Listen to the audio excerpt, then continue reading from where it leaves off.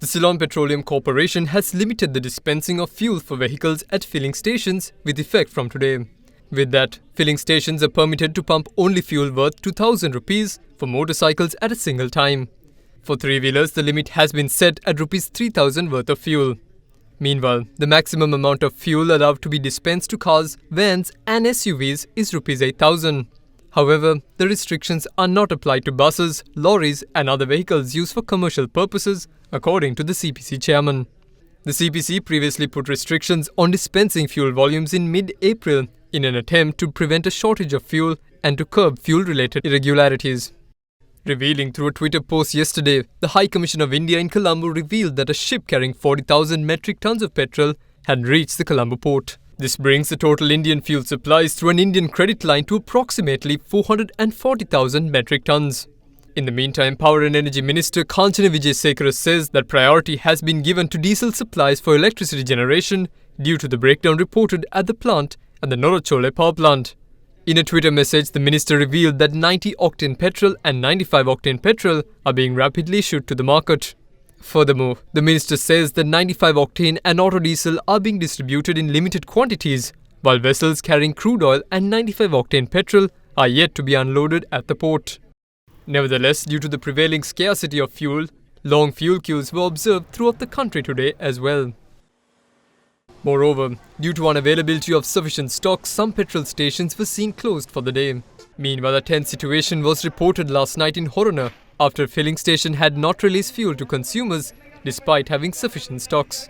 As a result, irate customers protested by blocking the Panudura-Horana main road. The situation was later resolved by the police that had taken action to distribute the fuel to the protesters after inspecting the storage tanks. Meanwhile, on the LP gas front, a limited amount of domestic gas cylinders were issued to the Keravalapitiya gas terminal. Customers were observed in many areas lining up to purchase their requirements.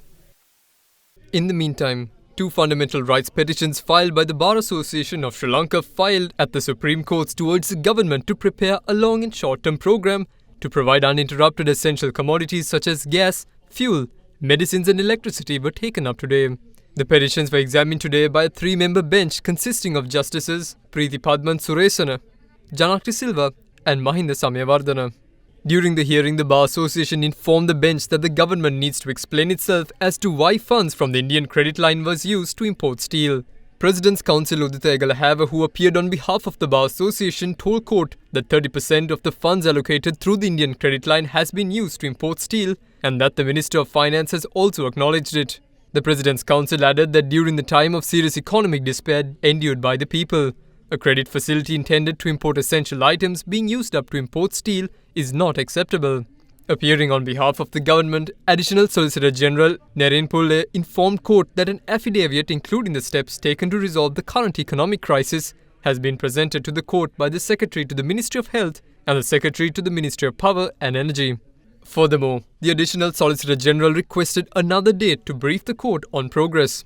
Examining all the facts, the bench ordered the case to be taken up again on the 12th of May and ordered the Attorney General's Department to brief the court on the steps being taken to end the economic crisis.